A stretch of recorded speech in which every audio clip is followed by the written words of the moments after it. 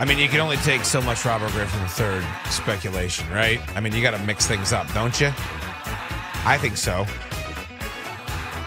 Time for Crossing the Streams, your entertainment lunchable, everything you need, games, movies, television in one segment. Let's start on the silver screen. Movies.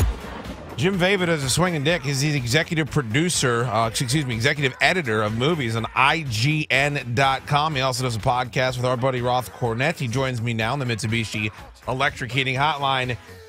Jim, how are you, sir? Thank you for rejoining the show. Thank you for calling me the swinging dick of IGN. I appreciate that. I stand by that assessment, sir.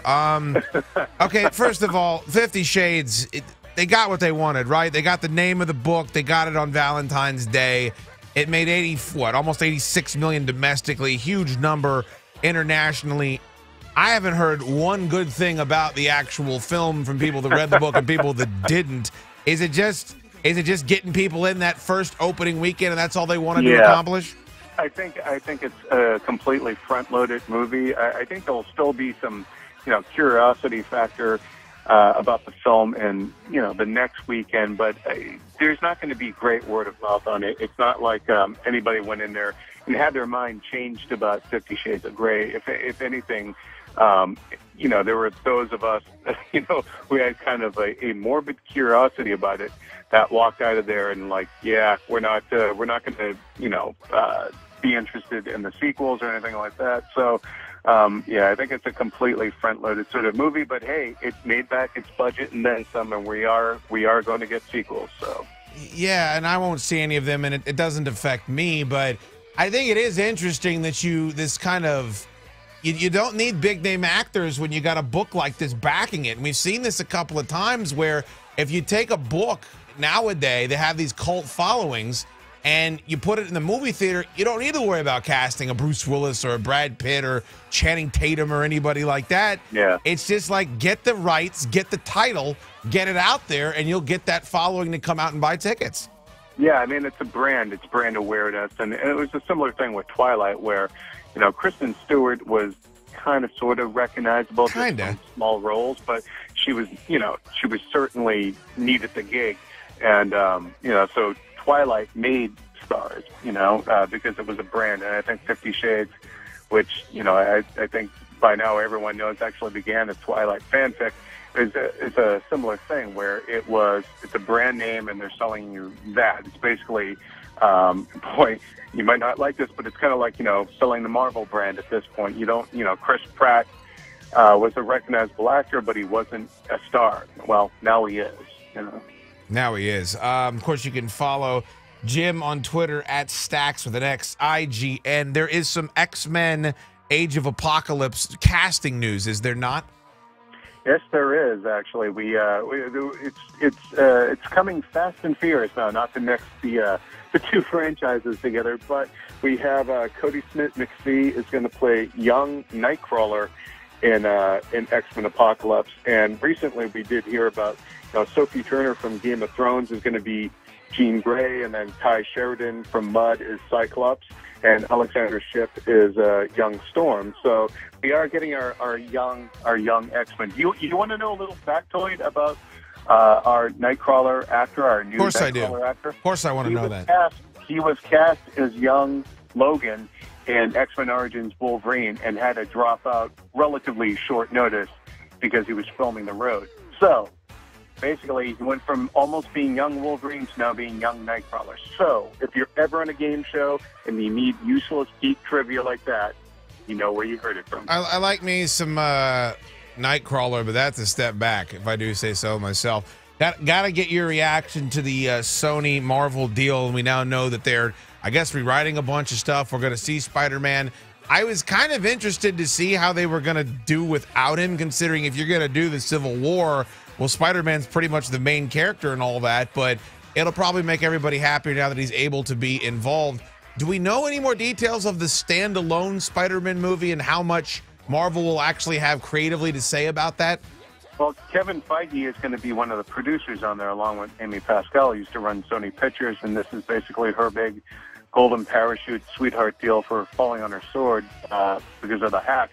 So Kevin Feige is going to have, he's going to have a creative say in there, and I'm sure they're going to listen to him a lot. But at the end of the day, they're sharing Spidey, and Spidey's home is still at Sony, and Sony is footing most of the bill. So it does sound like, I can't see them undermining Feige, though. They need him, and they need that Marvel stamp of approval to get that character back on track and making it a viable thing again.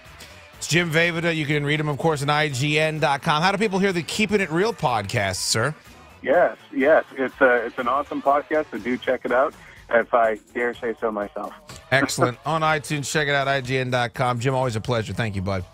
Thank you. Yeah, man. It's pleasures on this side of the table. Let's get to the world of gaming. Video games. Brett Molina joins me, online producer, USA Today Technology. That's right, Mitsubishi Electric Heating Hotline, and you can follow him on Twitter, Brett Molina 23. Brett, I'm hearing great things about Evolve, but is it one of these games where it's always multiplayer, there's no campaign, you're not going to be able to play by yourself? And how much of a trend is that actually becoming? Because it seems like it's pervasive now in the gaming community. Yeah, well, I mean, I think a lot of people are seeing multiplayer. With a lot of games like Call of Duty, I mean, there's some players, that's all they touch. So I think you're seeing a lot of developers considering, well, if that's the case, why bother with a campaign? And Evolve sort of does that. There is a solo component where you can play with basically bots. So bots control whatever the extra players of the monster is in the game. And you can approach it that way. But really, the core of the experience is really rooted in the multiplayer. It's 4 hunters going up against a monster, and you're just kind of duking it out. But yeah, it is a trend that I'm seeing more of with Titanfall and some other games where it's just really heavily focused on the multiplayer, and they've almost kind of thrown away the campaign story aspects. You have a top 15 games for 2015. I assume those are the ones that are coming out and not kind of a Game of the Year retrospective of what's already happened? Yeah, it's just kind of a look ahead to, some of the games to keep an eye out on. Now, most of them are coming out this year. I think there's Star Wars Battlefront, I think, is still iffy. It could get pushed back to 2016, but it's definitely one that for me, ranks high on the list. I mean, you've got the creators of Battlefield working on Star Wars games, so it's obviously highly appealing. But, yeah, a lot of those games listed are ones that are coming out at some point this year. What was your response to this video game Hall of Fame that's taking place, and what are some first ballot guys that you would have to be in there immediately? Oh my! I think it's awesome. I think it's long overdue. I mean, it's fantastic. I'm looking forward to it. Pac-Man, I think has got to be first ballot.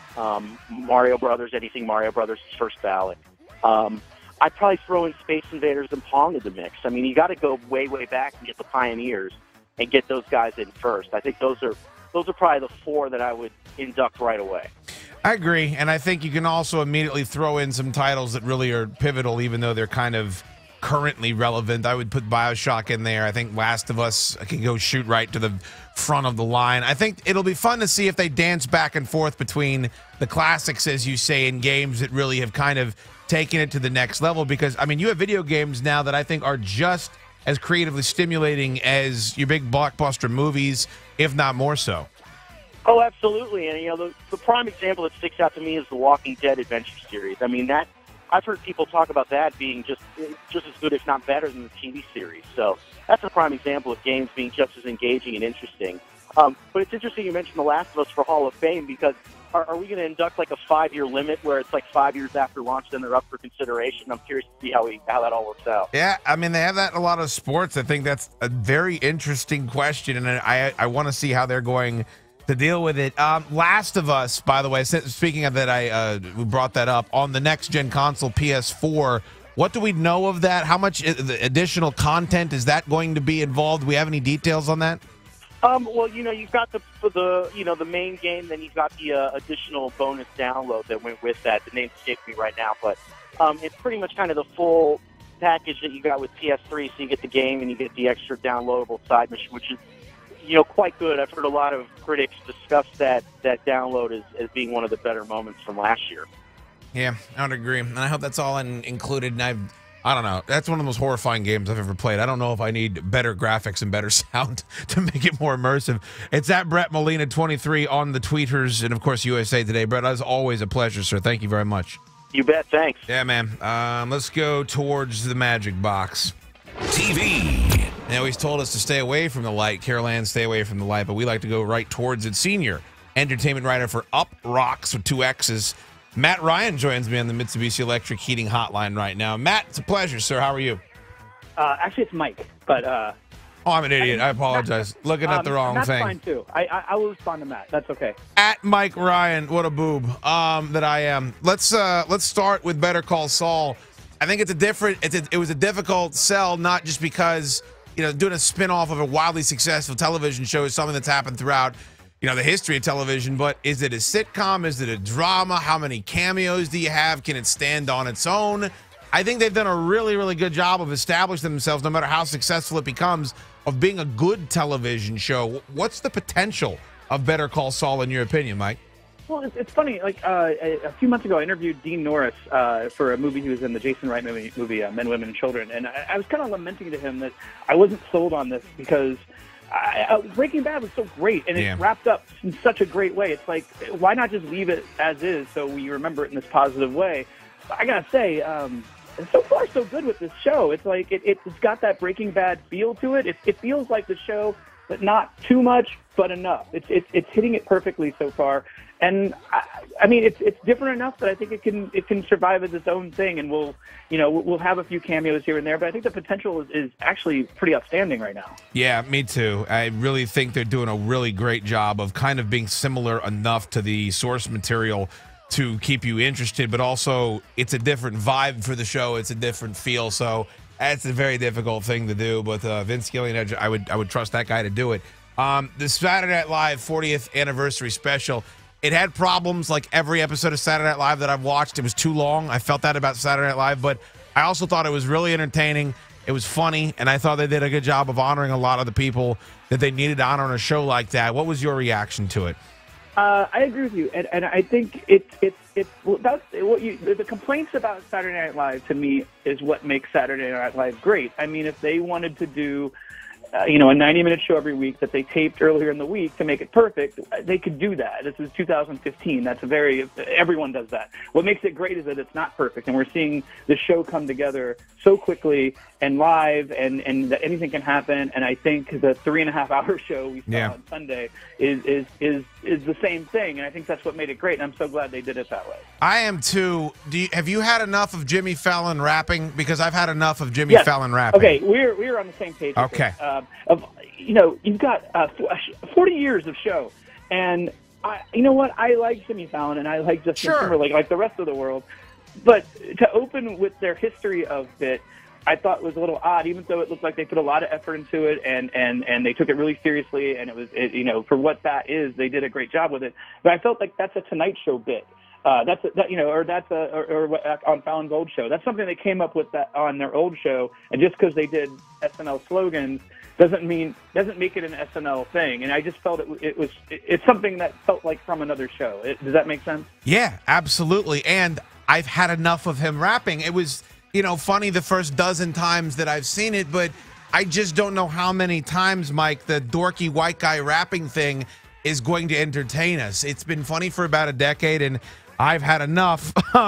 As far as the Oscars going, and as far as that being an entertaining TV show, give me your best show of 2014. We had so many, and I think we're kind of in a golden age of entertainment with television because there's so much competition. You got to be on your game. What was your best show of the past year? Oh, best show of the past year. It's funny. I don't think it was his best season, but I'm still like a huge Mad Men fan. I cannot wait for it to come back. So you caught me off guard with that one. I haven't given much thought to it, but I'll always defer to Mad Men because I love that show so much, and I'm sad it's leaving. Yeah, I am too. I actually just recently got into Hannibal, and I'm really enjoying that and feeling like a bit of a boob and a rube that I wasn't on it from the beginning. Fargo was great too. I really like awesome. Fargo. God, I love Fargo. I'm so glad. I didn't think I would. It was like Better Call Saul. It's like taking this other entity that I love so much, the Coen Brothers movie, and making it into a television show that's kind of related but kind of not. And I was like, why are they doing this? Yeah, man. And it was fantastic. It's Mike Ryan on Twitter. Mike Ryan. All the idiots call him other things, and it's uprocks.com. Mike, thank you for the time, buddy. I appreciate it. All right, thanks a lot. There he goes. And that is your entertainment lunchable for the week on CDVTW.